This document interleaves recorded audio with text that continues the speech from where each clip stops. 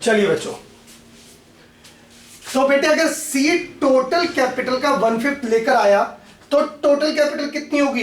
Reciprocal of this.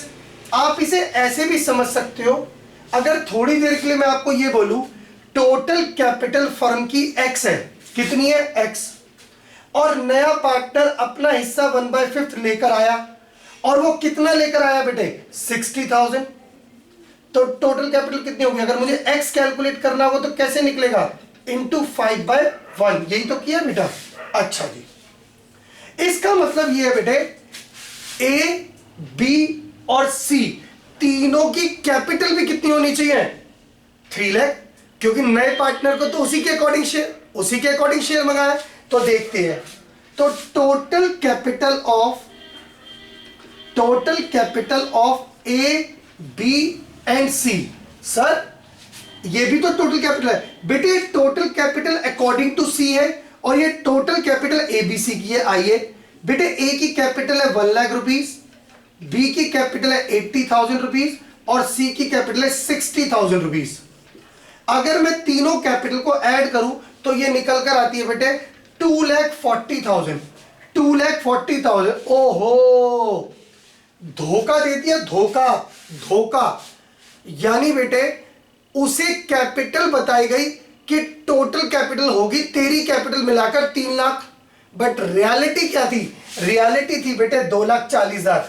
तो बेटे ये जो हिडन टर्म निकल कर आई ना, इसी को क्या बोलते हैं? गुडविल। इसी को क्या बोलते हैं बेटे? गुडविल।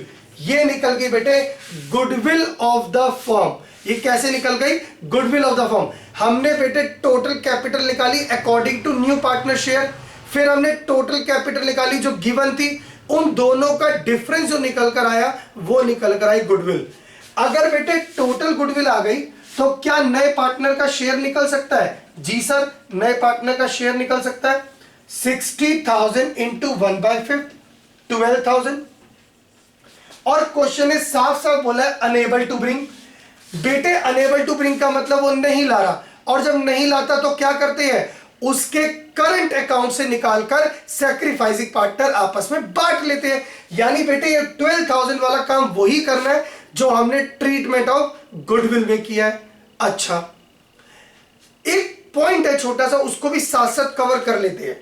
थोड़ी देर के लिए मान लेते हैं अगर ये वर्ड ही नहीं लिखा होता unable to bring his premium, unable to bring his premium, अगर ये लिखा ही नहीं होता कि नया पार्टनर प्रीमियम नहीं ला रहा, मान लो तीनों बातें ना लिखी हो, ना ये लिखा है कि नया पार्टनर प्रीमियम लाता है, ना लिखा नहीं लाता, और नहीं लिखा कि कुछ पार्ट लाता है, तो क्या माने?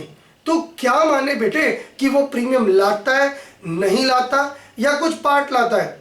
अरे बेटे बहुत सिंपल सी बात है। अब मैं आपसे बोलूं बेटे अपनी अपनी फीस जमा कराओ, अपनी अपनी फीस जमा कराओ। तुम सारे चुप होकर बैठ गए, तो चुप होने का क्या मतलब है? तुम फीस लेकर आए हो या फीस नहीं लेकर आए हो, या कुछ कम फीस लेकर आए हो?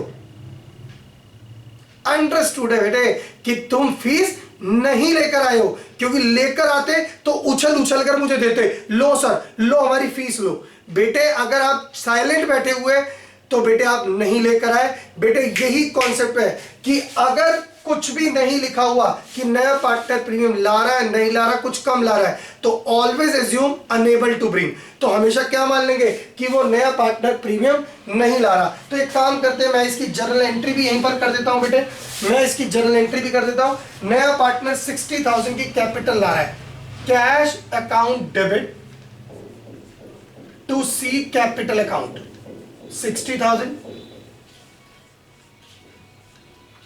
सर जितने नहीं लाया उसके करंट अकाउंट से निकाल लो, तो कितने नहीं लाया बेटे? 12,000, और सैक्रिफाइसिंग पार्टनर में सैक्रिफाइसिंग रेशो में बांट दो। सर रेशो का सिंपल केस है और रेशो गिवन नहीं है। जब भी रेशो गिवन नहीं होती तो क्या हो जाती है? इक्वल। जब भी रेशो गिवन नहीं होती तो क्या हो जाती है बेटे? इक्वल। तो इक्वल हो गया बेटे 1:1, तो 12,000 को इक्वली बांटेंगे 6,000 एंड 6,000।